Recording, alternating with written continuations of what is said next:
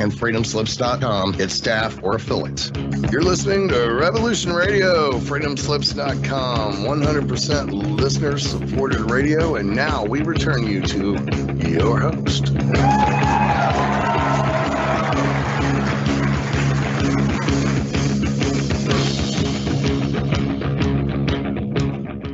Hello and welcome back to Dave and Mackie's Shiny Set Out, show number 532, 230 and 500. Who'd have thunk it? This is 11 years-ish, or 12 years? 11 years. It's many years. So on the air, bringing you hopefully content that you find useful. Hopefully. This is Listener Funded Radio, so if you can donate, please do. And the station, like you might have heard in the bumpers, would very much appreciate it, and only runs on your donations anyway. So as long as the electricity keeps coursing through our servers, we can bring you content. But we are going to talk about prophecy. This is a show cycle that we hadn't actually touched on over the last 10, 11, 12 years at all. And it is really... shame on us. Well, yeah, to some extent. I guess... because we've forayed into many other esoteric fields here as well, but then we decided, let's look at this in anger. Let's just see what this is, and then we read it and we go, oh wait, what? No, who? And we looked at these prophecies, and they're some predate us by a significant amount of time, and we find out there's actually quite a bit happening here. So it's quite something to behold and understand that, well, maybe there's something to this. Maybe the tame spice. Sorry, the tame spice. The tame spice. The tame spice. No harsh spices. Only tame spices. Is that the the time space girl? Tame spice. The time space continuum is indeed fractured and broken, and clearly, look, reality is not what we think it is anyway. That is, I think, clear. But yeah, it seems that some people had some significant insights with some significant detail around future events. But again, we should all remember that the future is not set in stone, at least from our point of view. If we take the quantum approach, then the future is a field of probabilities. And some are more likely than others, and being the nature of probability, and some are less likely. So it is up to us in our actions, I think, which path our particular reality takes. This one here, right? In what we think is probably a metaverse. I'm not taking this from Facebook, but the multiverse refers to universes like this one, an infinite number potentially, right? But essentially, 3 dimensions with a time dimension. I'm talking about a metaverse, which is the next level up, which is the next level of existence potentially beyond the multiverse. So I think the multiverse is our cage. I think the metaverse is our true home. So the higher dimensional frequencies, not what's happening in the multiverse, but what's happening on the higher frequency bands of existence, which we can't access at the moment. And I think the great dreaming, or the dream time the Aborigines speak of, is that place. Anyhow, last week we concluded the show by talking about a 1973 MIT project, a computer essentially that looked at the world now, right, or even up to 2040, and what kind of challenges we might be facing, and it's eerily accurate. And we're not going to go over all ground here, but Dave, the final question that was asked in the article was, can we stave off disaster? What was the thought that the article had on the study? Yeah, according to the 1973 computer prediction of the end of the world, as one measure to prevent catastrophe, the Club of Rome predicted some nations like the US would have to cut back on their appetites for gobbling up the world's resources. Don't think that happened.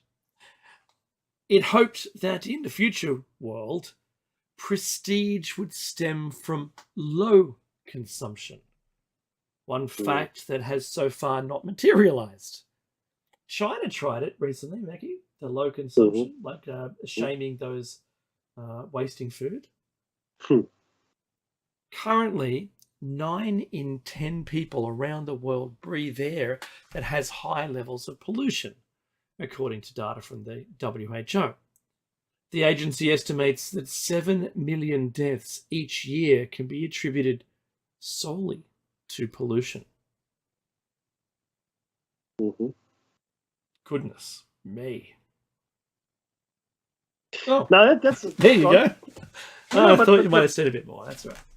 No, but that's the thing, though, right? So this is not a prophet or some kind of soothsayer. This is an MIT computer program which ran a model, a whole bunch of data. Now this is 1973.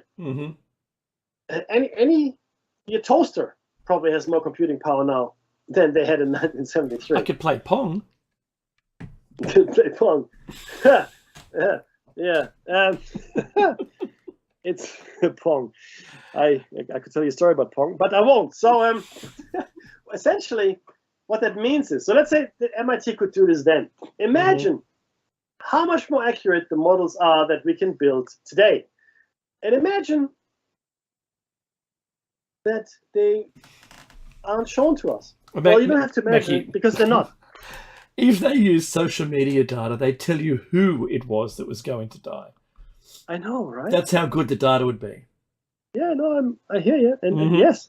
So this is really quite disturbing, because if the computer program had that much power, data, set inside, whatever we're going to call it, then so why?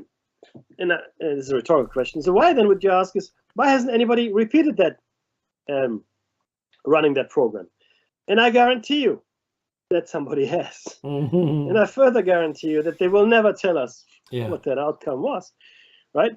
And I think a lot of the activities that we're seeing around the world today are probably, in my opinion, triggered by models that have been run and understood by, the parasites, as it were, in order to make sure that they're going to be okay.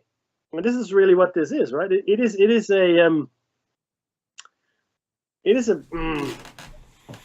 a situation where people know with a fair degree of certainty as to what is going to transpire, right? Yet choose not to do anything because they're going to be okay. They're going to be okay. Let me ask you this.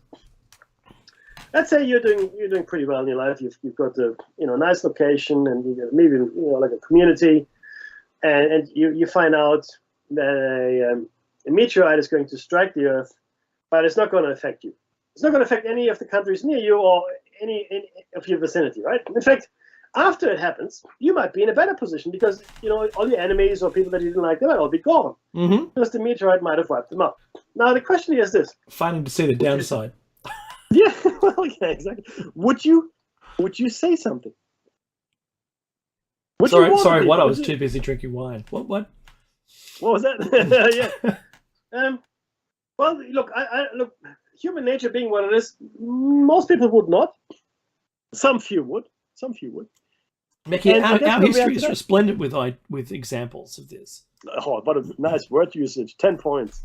So, resplendent, yes. I was recently watching Ghostbusters Afterlife, and it reminded me of the time when the accountant neighbor was being chased down by one of those devil dog things, and the people in the restaurant heard the noise, turned to crook their head towards it, saw the guy on the outside bashing on the glass for help, and did nothing. That is the example, the most pertinent example that people can relate to this with. But yes, absolutely 100%. I'm sure there's a million other examples, but I wanted to make something relevant. And that was it. Oh, sorry. which brings us to the next section of the show cycle, which is predictions, 100-year predictions. So now these are not prophets. These are professionals, engineers, thinkers, etc., technologists that looked at the future and said, well, this could happen. or that could happen, or something else could happen, right? Mm. So we're going to start with with 10 100-year predictions that came true, and this was published in 2012 by the BBC News magazine and put together by Tom G. Geegan, I think. Now, John Watkins, an American civil engineer who was in 1900, predicted a number of things about the world in 2000. 22 years ago. So how did he do with his predictions? Okay, he said, amongst other things, that Americans would be taller, tanks would exist, and C, X, and Q would no longer feature in our everyday alphabet. Now, I think with the C, X, and Q, he probably missed out a little, and it's all good. Now, the forecast was made in 1900. In December of that year, at the start of the 20th century, John Alfred Watkins wrote a piece published on page 8 of an American women's magazine, Ladies' Home Journal, entitled "What May Happen in the Next 100 Years." He began the article with the words, "These prophecies will seem strange, almost impossible," explaining that he had consulted the country's greatest institutions of science and learning for their opinion on 29 topics. Watkins, at the time, was the writer for the journal's sister magazine, the Saturday Evening Post, based in Indianapolis. And 10 predictions of the 29, Watkins got right. Digital color photography. Now, remember, this is 1900. Watkins did not, of course, use the word digital or spell out precisely how digital cameras and computers would work, but he actually predicted how people would come to use new photographic technology. And this is what he said. Photographs will be telegraphed from any distance. If there be a battle in China 100 years hence, snapshots of its most striking events will be published in the newspapers an hour later. Photographs will reproduce all of nature's colors. Now, this is at the time when there was only black and white photography. Right? This showed major foresight, says Mr. Nielsen. When Watkins was making his predictions, it would have taken a week for a picture of something happening in China to make its way into Western papers. People thought photography itself was a miracle, and color photography was very experimental. The idea of having cameras gathering information from opposite ends of the world and transmitting them, he wasn't just taking a present technology and then looking to the next step. It was far beyond what anyone was saying at the time. Patrick Tucker from the World Future Society, based in Maryland in the US, thinks Watkins might even be hinting at a much bigger future breakthrough. Photographs will be telegraphed. Reads strikingly like how we access information from the web, says Mr. Tucker.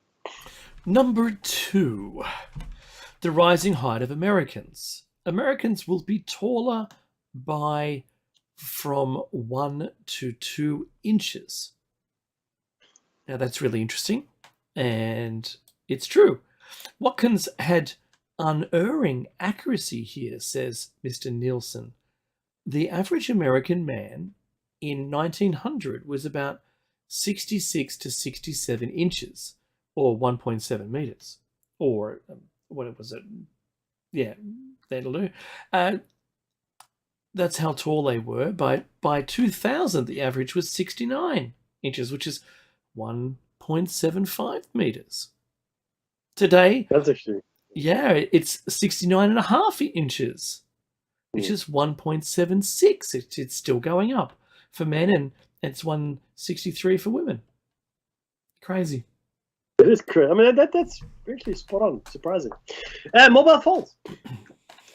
Wireless telephone and telegraph circuits will span the world. A husband in the middle of the Atlantic will be able to converse with his wife sitting in her boudoir in Chicago. We will be able to telephone to China quite as readily as we now talk from New York to Brooklyn. Wow. And wirelessly. I know. Exactly. Absolutely, right. 100% solid. Yeah, it's 100%. International phone calls were unheard of in Watkins's day. It was another 15 years before the first call was made by Alexander Graham Bell, even from one coast of the US to the other. The idea of wireless telephony was truly revolutionary. Well, not if he knew of the work of Tesla, which I suspect he did. Number 4, pre-prepared meals. Ready-cooked meals would be brought from establishment similar to our bakeries of today. The proliferation of ready meals in supermarkets and takeaway shops in high streets suggests that Watkins was right, although he envisaged the meals would be delivered on plates which would be returned to the cooking establishments to be washed. So the ready-to-eat meals, if you don't know what they are, military styled meals in a sachet where you can actually you can heat up or boil and you can eat them from the sachet, or you can have a secondary component which you break in as an exothermic reaction and that heats it up as well, or you can eat them as is. Yeah, crazy, Mackie. The amount of Uber Eats. Think about Uber Eats. Oh, look, absolutely. Just delete from your mind the delays and how cold all the food is, because that's my experience so far. But yeah, it's a thing. I know in India, Mackie, that they have organizations of people, even from your own home, that travel all the way to your workplace to deliver the food in a container. They send efficiency experts to India to study how it actually works. Yeah, that's right. And they I don't think they still figure it out. So you're quite right. Yeah. Yeah. I mean, there's these people, and this is hundreds if not thousands of meals coming from home into the center of the city. And I can't remember if it's Delhi, Bombay, or Calcutta, or one of those cities. No, I watched the documentary on it. It's insane. Yeah, it is quite something. But they did send Western experts into it to figure out how they do it. The next one is around population growth or slowing population. This is what he said in 1900. There will probably be from 350 million to 500 million people in America, which he was referring to the U.S. Now the figure is too high. Is the conclusion for 2000 at least. But at least Watkins was guessing in the right direction. If the U.S. population had grown by the same rate it did between 1800 and 1900, it would have exceeded 1 billion in 2000. So it didn't grow at the same rate. Right? Oh, but think about this. If they didn't have World War II. Possibly. Yeah. Possibly. Instead, it grew just 360%, reaching 280 million at the start of the year, or in the year 2000. Number 6, hothouse vegetables. Winter will be turned into summer and night into day by the farmer, said Watkins, with electric wires under the soil and large gardens under glass. His quote is, vegetables will be bathed in powerful electric light, serving like sunlight to hasten their growth. Electric circuits applied to the soil will make the valuable plants to grow larger and faster and will kill troublesome weeds. Rays of coloured light will hasten the growth of many plants. Electricity applied to garden seeds will make them sprout and develop unusually early. Large gardens under glass were already a reality, said Philip Norman of the Garden Museum in London, but he was correct to predict the use of electricity. Although coloured lights and electric currents did not take off, they were probably experimented with. Electricity certainly features in plant propagation, but the earliest item we have is a 1953 booklet, Electricity in Your Garden, detailing electrically warmed frames, hotbeds, is it cloches? And electrically heated greenhouses issued by the British Electrical Development Association. We have, says in quotes, a 1956 soil heater used in soil to assist early germination of seeds in your greenhouse. My goodness. The next thing he got right was television.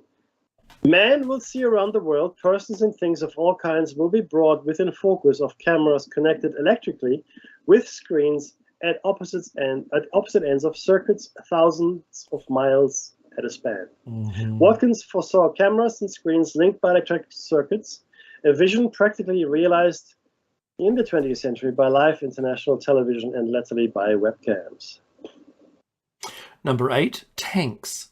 Huge forts on wheels will dash across open spaces at the speed of express trains of today. Leonardo da Vinci had talked about this, says Nilsson, but Watkins was taking it further. There weren't many people that far-sighted. Bigger fruit. Strawberries as large as apples will be eaten by our great-great-grandchildren. Now, lots of varieties of fruit have been developed in the past century, but Watkins was over-optimistic with regard to strawberries. No, he wasn't actually. Yeah, but they are quite large. Yeah, now they are, absolutely. Well, in the 80s, in the early 80s, when I was in California, there were large swaths of land that were where you would imagine industrial areas would be, just within Orange County alone. And farmers had those tilled and were growing strawberries. Now, these weren't ordinary strawberries. These were the strawberries that would be more likened to that you would be used for conserves. They were large, undulating growths that had the same skin as a strawberry, but rather not the conventional shape of a strawberry. Much more innards, and the outer skin was huge, as big as your hand. That makes sense. That's amazing. That's absolutely 100%. Strawberries as large as apples, absolutely. They were the same mass, but they were flattened out. Mm-hmm. What's number 10, Mickey? I think that's yours. I just talked about the strawberries. I did. Did you? Oh. Yeah. No, but, well, then I continued to talk about the strawberries. That's better. Is that the Acela Express or Keller Express? Yeah.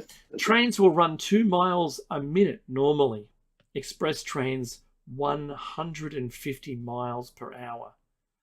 Exactly 100 years after writing those words, to the very month, Amtrak's flagship high-speed rail line, the Acela Express, opened between Boston and Washington, D.C. It reaches top speeds of 150 miles an hour, although the average speed is considerably less than that. High-speed rail in other parts of the world, even in 2000, was considerably faster. No more C, X, or Q. And obviously he got that wrong. There will be no C, Q, or X in our everyday alphabet. They will be abandoned because unnecessary. This was obviously wrong. But also remarkable in the way that it hints at the possible effects of mass communication on communication itself, because what we're seeing here is a communication without any letters at all, but with emojis. And abbreviations and even a video per se. I mean, the written word as it is facing extinction. Think about they've banned or basically deleted cursive from high schools now. You just don't learn it. It's not a thing. Isn't it crazy?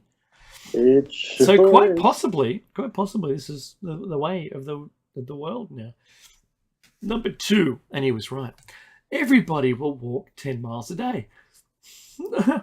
This presents a rather generous view of the future humanity, but doesn't seem to consider the popularity and convenience of the very transportation breakthroughs. Moving sidewalks, express trains, coaches, the Segway, those motorized scooters and electric bicycles. Forecast everywhere in the article, says Mr. Tucker. Indeed, no more cars in large cities.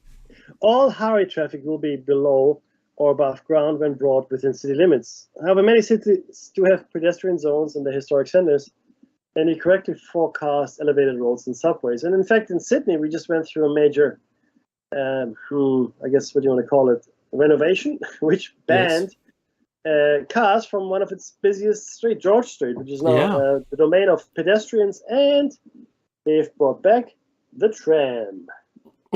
That's right. They shouldn't have deleted it in the first place. But who's to say? You know, I visited Melbourne. It's the home of Australia's trams city, and it's an amazing network. And it still has me to this day, Mickey, seeing all the power lines above the road, and how that they're able to engineer just the power lines maintenance is crazy. All right, number 4, no mosquitoes or flies. Oh, that would be my wish. Watkins was getting ahead of himself here. Indeed, the bed bug is making a huge comeback in the US and some other countries. Maybe the end of the mosquito and the housefly is something to look forward to in the 2100s. Now, having said that, Singapore has pretty much succeeded in eliminating the mosquito because of malaria concerns. So, I mean, I've seen the trucks driving down at nighttime spraying. Bingo. That's exactly right. That's right. So I guess it is baby steps in that regard, but yeah, so it is. And again, should we exterminate them though? Because clearly they are part of the natural world. Is it wise to we brought in the cane toad into Australia, which we thought was a very good idea at the time. Which it was a boon to the cane toad. Oh, yes, it was. Oh, hurrah. Hurrah. Hurrah for the cane toads. No, look, it was a terrible idea. And we shouldn't really interfere in the natural order of things too much because we don't know what we're doing. We really don't. But you know what? If it can be done, it will be done. It's just who we are. We just stick our hand down that hole. Is there a snake inside? Let's just find out. That's right. Stick your hand in already. What are you doing? Now, there's a further list here, which is really cool. This is a list of predictions in history that did come true. Right now, some of them were made a long time ago. Some of them were made more recently. Some of them are really interesting, and I mean, like weirdly so. We will give you the year in which the prediction was made, and you make up your own mind as to whether or not that was amazing or not. Now, the first one is iPads. You go, what? And this was made in 1968. It sure all the future predictions, of all the future predictions made in Stanley Kubrick's masterpiece 2001: A Space Odyssey, there's one that the movie got entirely right. It's not the lunar colonies or zero-gravity stewardesses, but rather the tablet used by astronauts that looks almost identical to today's iPads. Yeah. As author Arthur C. Clarke described it in the 1968 novel of the same name, these devices were called news pads and could be plugged into the ship's information circuit to scan the latest reports from Earth. The postage stamp-sized rectangle would expand until it neatly filled the screen. When an astronaut had finished, he would flash back to the complete page and select a new subject for detailed examination. Unfortunately, neither Kubrick nor Clarke lived to see the iPad get released in 2010. Wow. Number 2, cell phones, 1909. In the early 20th century, home telephones were still a relatively new innovation. So it was audacious for Nikola Tesla, an engineer and inventor who briefly worked with Thomas Edison, to suggest in 1909, nonetheless, that somebody someday would be walking around with phones in their pockets.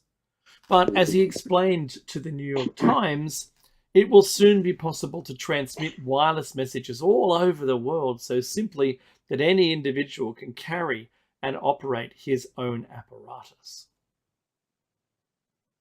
How about that? That's pretty amazing. I like those apples. The next one is, I find very interesting. This was made in 1969. Okay, a year I was born, believe it or not.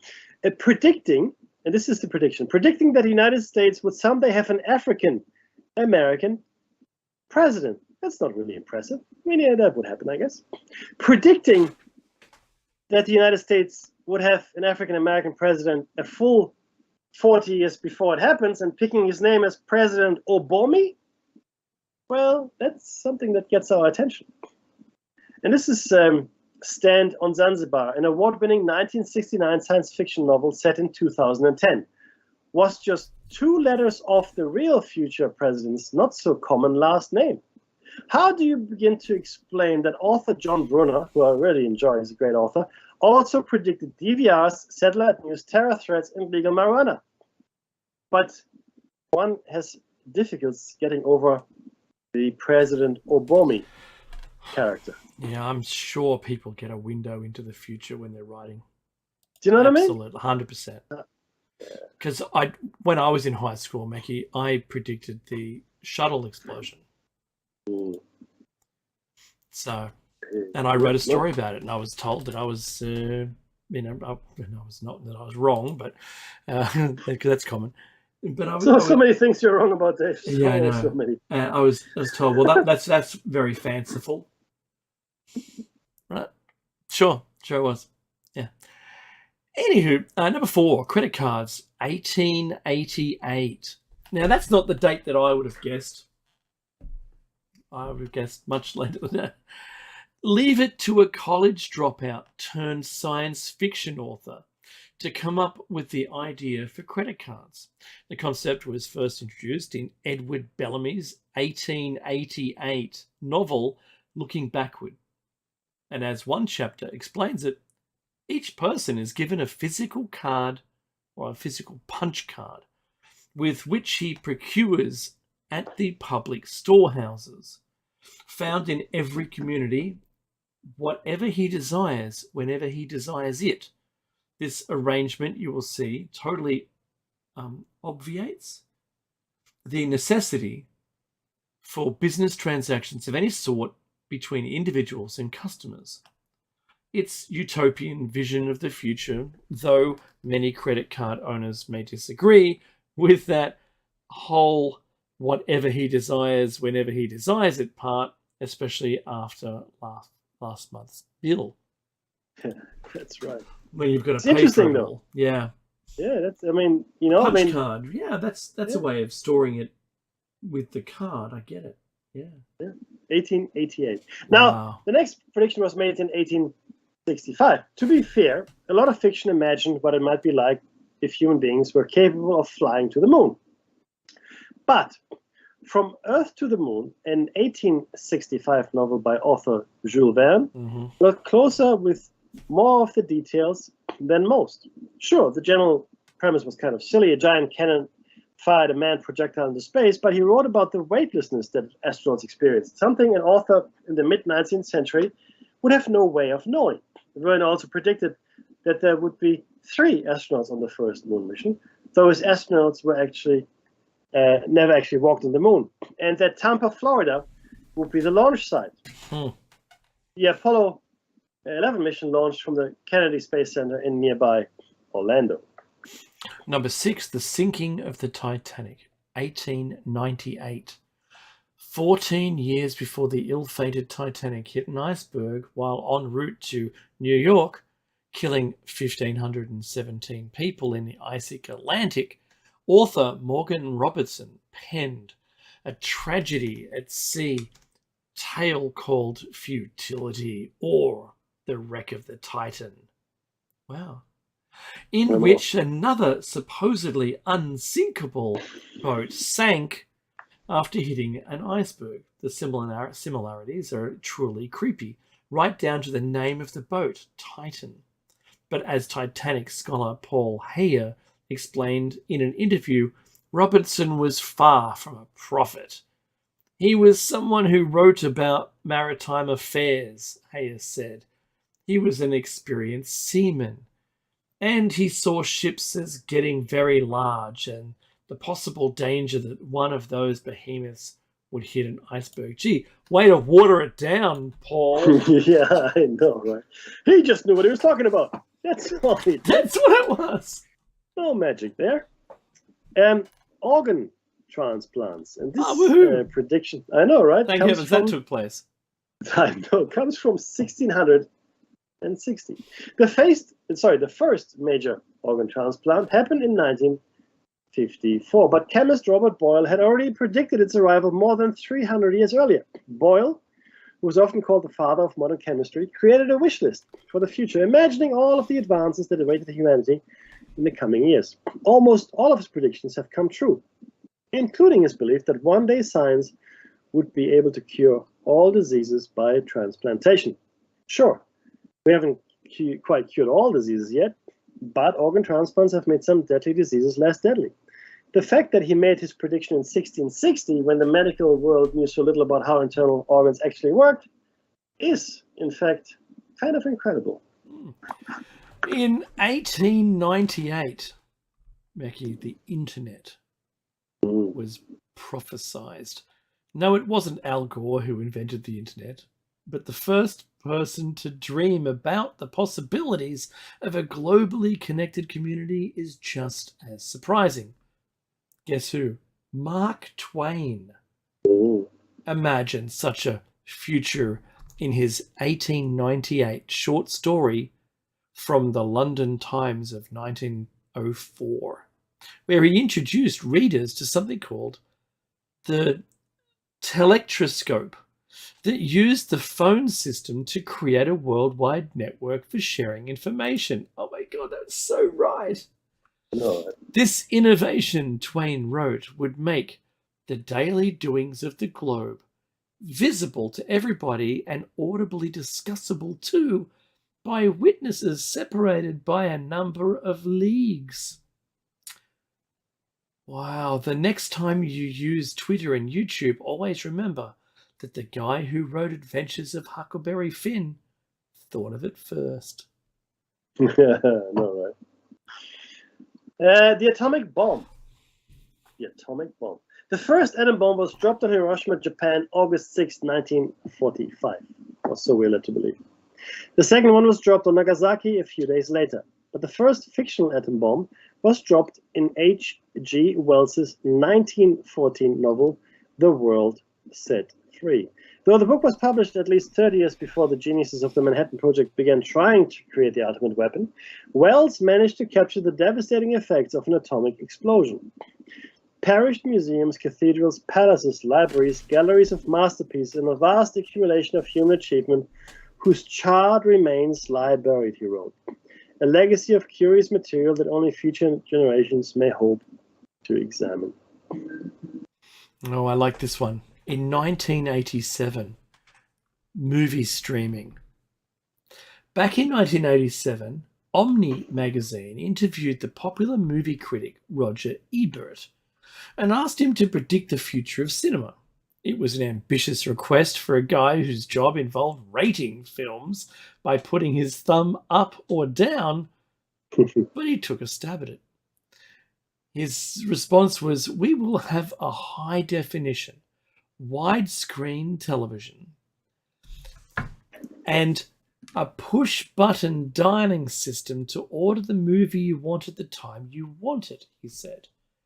"You'll not go to a video store," remember that was at the height of Blockbuster, in order to order a movie on demand and pay for it. Video cassette tapes, as we know them, will now be obsolete, both for showing pre-recorded movies and for recording movies. 2 thumbs up for that prediction. That's pretty neat, actually.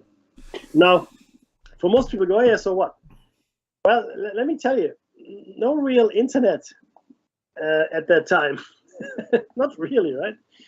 There was only networking between universities at that point. Yeah, messaging and boards, large businesses. Yeah, exactly. Like nothing, and it's certainly mainframes. And the bandwidth required for movie streaming, nobody had even dreamt of we creating. Had so 28 baud modem, not K. Yeah, I know. Amazing.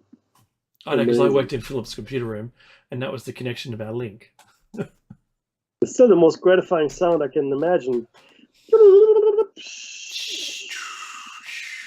Yeah, it's that I find. I know. I don't know. I'm like a Pavlovian dog. You wait for that sound. And yes, that's it. Hurrah! I got connection. Completely true, I tell you. Mm-hmm. Right, the greenhouse effect in 1917.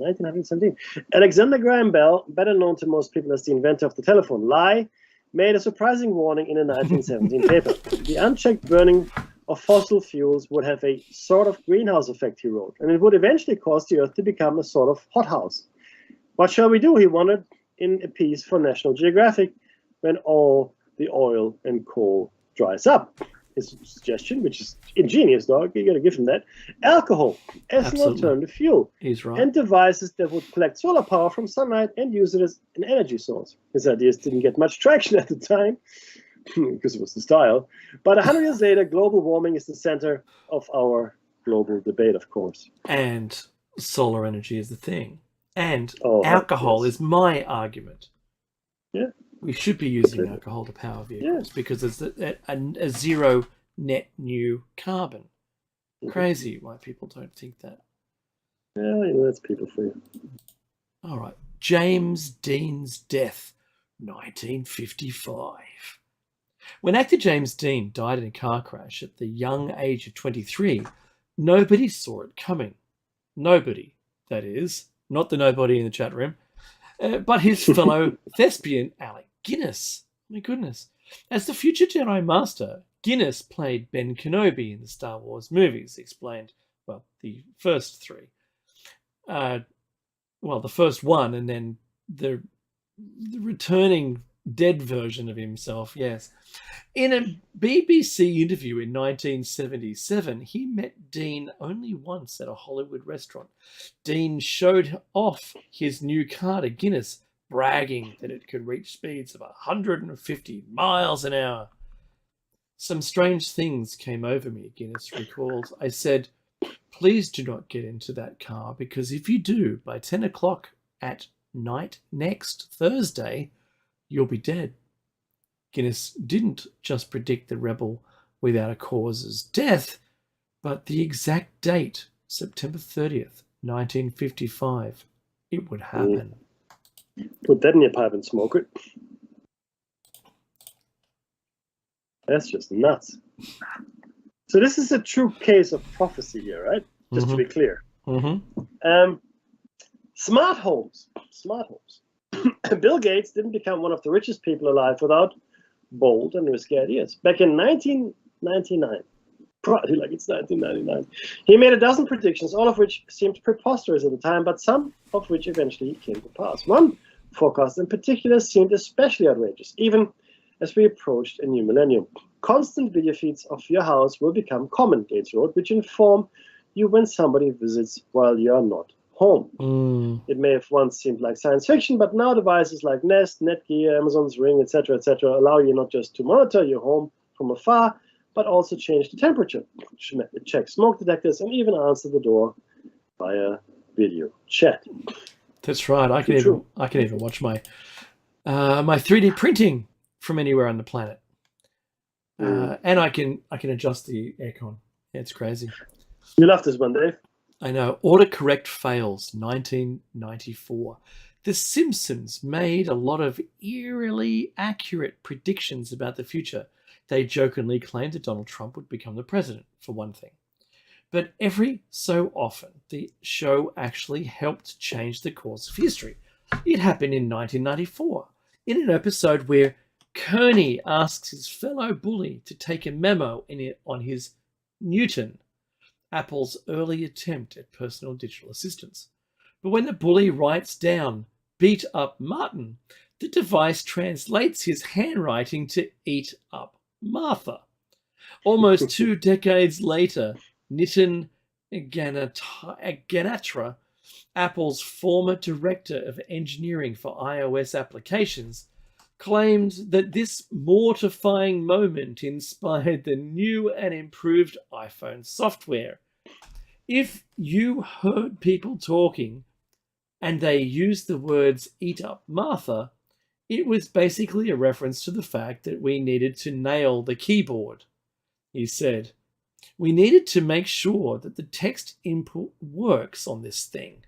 Otherwise, here comes eat up Martha's." That's cool.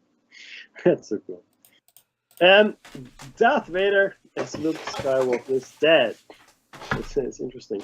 Most people in the late 70s wouldn't have recognized David Prowse's face, but he helped create one of the most famous movie characters of all time. He was Darth Vader, the man behind the mask, and after Star Wars became a huge phenomenon, that's it.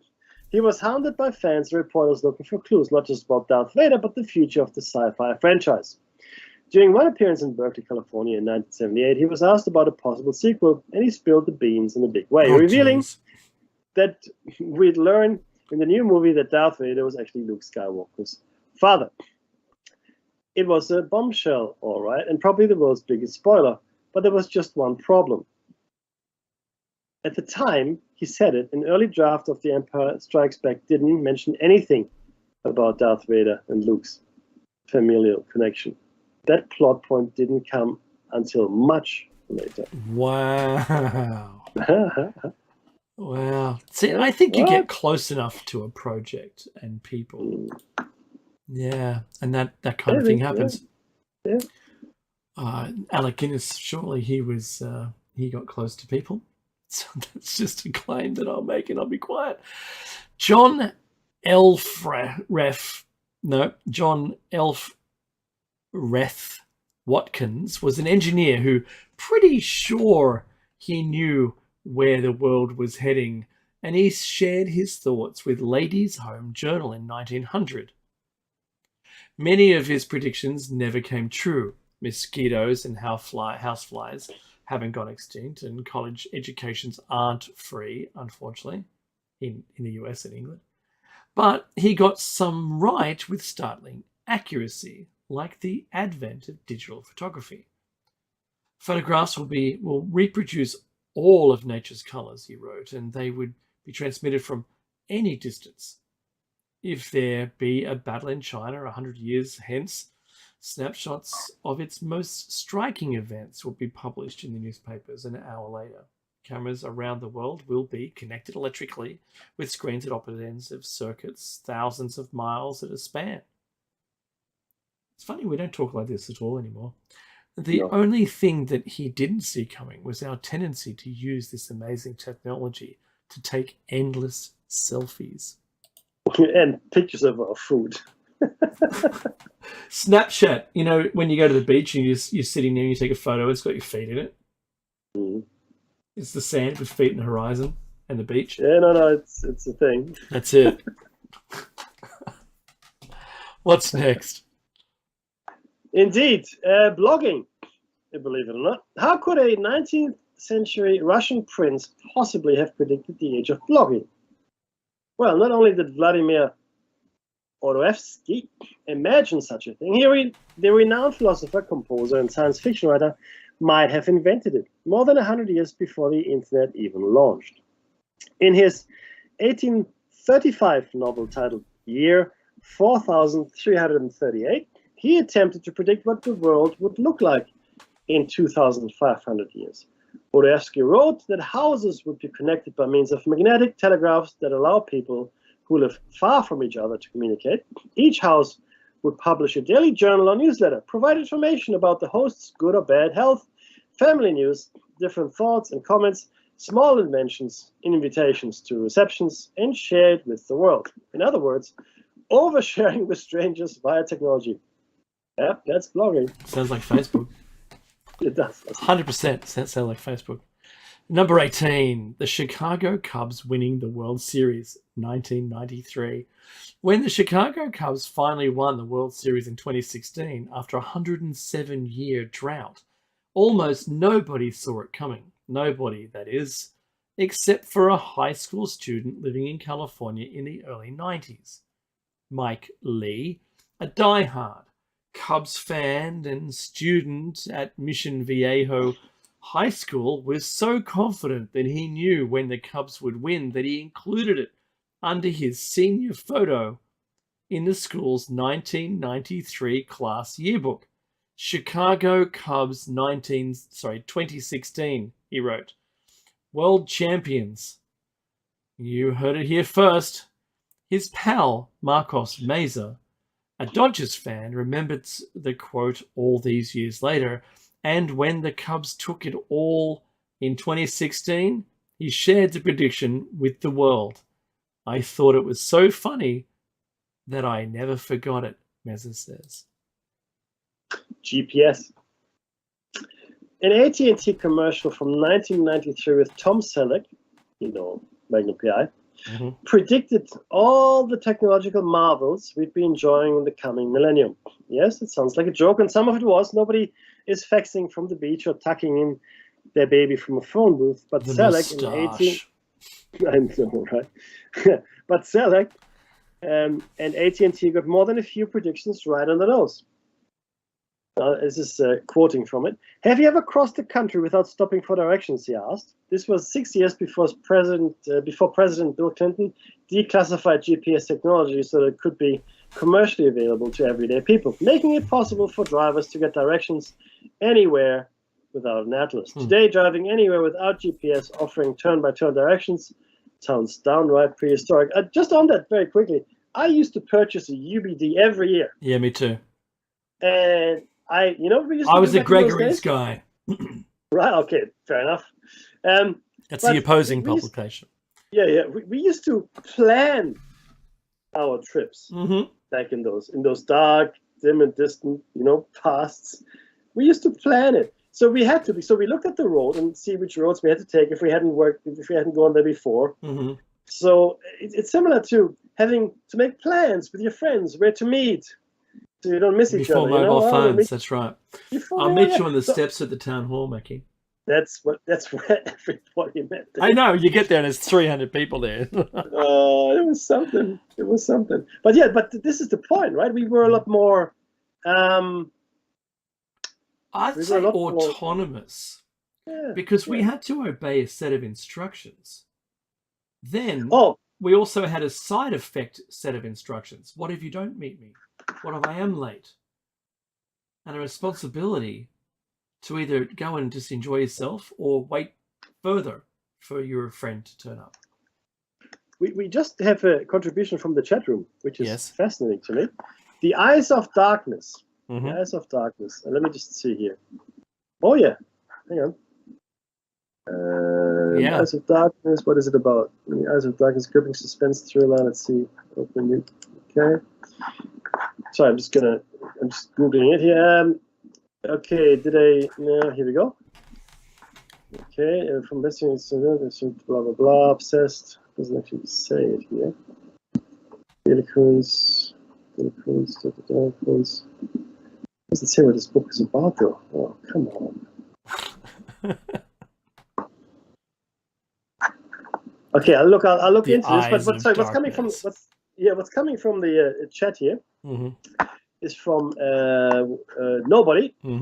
Eyes of Darkness 1981 thriller. Wuhan 400, a military lab made pneumonia virus or like virus released in 2020. Let me just get to the bottom of this. Predicts. Yeah. I'll read earbuds. You read what I do 4 research. minutes. Yeah. All right, earbuds, 1953. There's not much in Ray Bradbury's 1953 dystopian novel Fahrenheit 541 that we wanted to come true someday, but there's one detail that we're glad became a reality. In a society of Bradbury's book, they're obsessed with entertainment and need to be constantly distracted by mass media. Many of them do so with little seashells filling their ears with electronic sounds of the ocean, of music and talk, and music and talk. They sound just like today's wireless earbuds, except with way more government mind control. In fact, earlier on in the chat room, this was being discussed. The seashells. Yes, sir. Now, just to okay, so what Koons actually says in his novel, that Wuhan 400 was created in a lab, believe it or not.